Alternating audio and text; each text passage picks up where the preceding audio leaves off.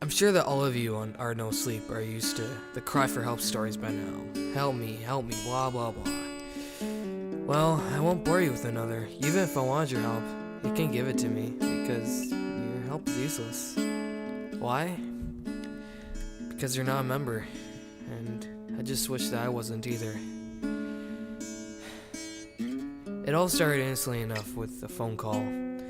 I've been up for a few hours, unpacking and cleaning, waiting for the plumber to call. I just moved into a cabin and the contractors fucked everything up. Because of that, I now have the wonderful task of making calls to competent people that can fix what the original contractors did wrong. The phone rang at 12:06. Not bad, I thought. Usually plumbers don't bother their callers show up until 5. When I picked up the phone, I didn't even get a chance to say hello before a woman on the line told me to please hold for the next available operator. I hopped up and sat at the cabinet in the kitchen. It was one of the few places in the cabin not occupied with boxes. Elevator music leaked into my ear. I started to drowse off when the music stopped and a piano chord that sounded like 3 notes that didn't quite go together played over receiver choice. A voice came on the line. "Welcome to Booth World Industries. My name's Samantha, and I'll be your operator today. Name?" I didn't know what to say, so I told the operator my name. "Sir, we know who you are. I'm your operator. Please give me a name to access." "I don't understand," I said.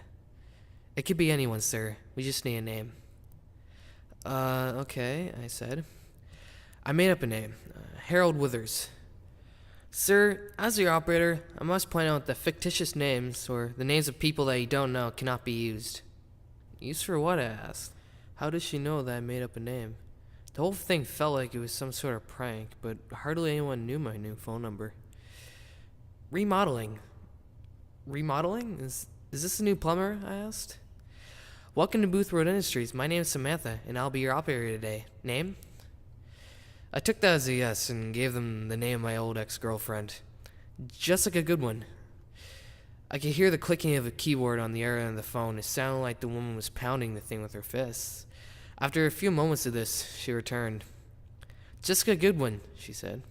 "Remodeling scheduled for August 21st, 2015. Would you like to reschedule?" I was silent on my side of the phone. I couldn't believe this. Someone had to be playing a prank on me. "Who is this? Is this you, Jessica? Are you playing a prank on me?" I asked. The woman didn't respond for a long time. I thought that whoever was on the other end of the phone was holding in a laugh. "Hello?" I asked. "Yes or no, sir?" the woman asked back. Yes," I said, not understanding what the woman was asking. "I have a Tuesday appointment available. Will that work?" At this point, I thought I was going insane, and that it actually was the plumbing company. "What about today?" I asked. "Do you have anything available for today?" "Normally we can't arrange for a reschedule on such short notice, but today we had a cancellation. How does 3 o'clock work for you?" 3 o'clock is fine," I said. 3 o'clock it is then. Would you like a courtesy call?" Sure." "Wonderful. We at Booth World Industries say thanks and welcome to the club. You have a marvelous day now." The strange chord played twice again, and the line went dead. I rolled my eyes and went back to unpacking. My phone rang at 3 o'clock on the dot that afternoon. "Hello?" I said. "Sir, this is Samantha with Booth World Industries again. Your courtesy call begins now." "What do you—" I began to say, but I was cut off by those diminished chords blaring in my ear. Then I heard Jessica's voice. "Why are you doing this?" I could just hear the tears in her voice. "Jessica?" I asked.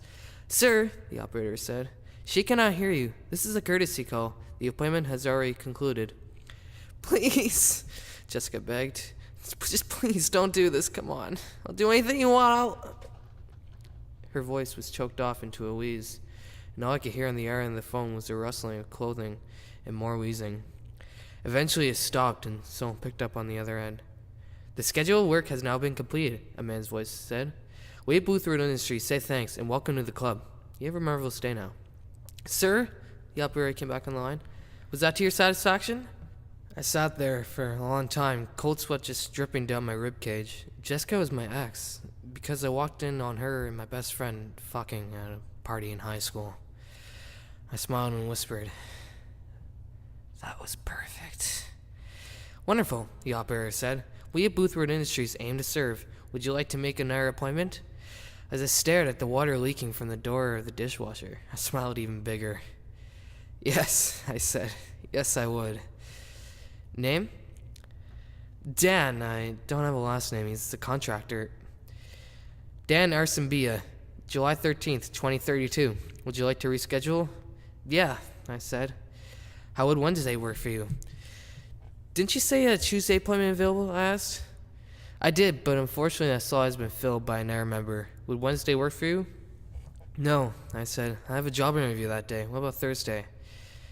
Unfortunately, Thursday will not work. You are due for a remodeling Wednesday night. What? I asked. She repeated the exact same thing to me again. Can we reschedule my remodeling? I asked. Of course we can, sir, the woman said. It sounded like she was smiling on the end of the phone. There's always a way. I waited for her to tell me how. She didn't speak. How? I asked. Booth Road Industries is always looking to add new members. We are, of course, a membership by invitation only club. Sadly, our membership numbers have fallen in recent years. Economic recessions, wars, politics. What we would like you to do in order to avoid your own remodeling appointment is to help us add several new members. The light at the end of the tunnel, I thought. How many members do you need? I asked. 1,000. I choked. 1,000? Yes, sir. Otherwise, we'll have to keep our scheduled appointment. We must inform you that the member that scheduled this appointment did request a courtesy call. Everything stopped at that point for me. All my life, I just skated by, not doing anything, not making a difference. My mouth actually dried up. I'd always thought that this is just a thing people wrote in books to be dramatic. It's not. I'll get your 1,000 members, I whispered. We at Booth Road Industries say thanks and walk into the club. You have a marvelous day now. Connection ended. I hung up the phone and stared at it for a long time. I'm scheduled for remodeling on Wednesday, and somewhere, someone will be getting a courtesy call to listen to my last sea breaths if I don't get 1,000 members to join Booth Road Industries. It's funny, I always wanted to join an elite club. Skull and Bones, New World Order. I'm not sure how I got in, but now I'm a member, and I've got until Wednesday to enjoy it. Like I said at the beginning, even if I wanted your help, you couldn't give it to me, because you're not a member. Membership is by invitation only. I'm inviting you in. You can help me.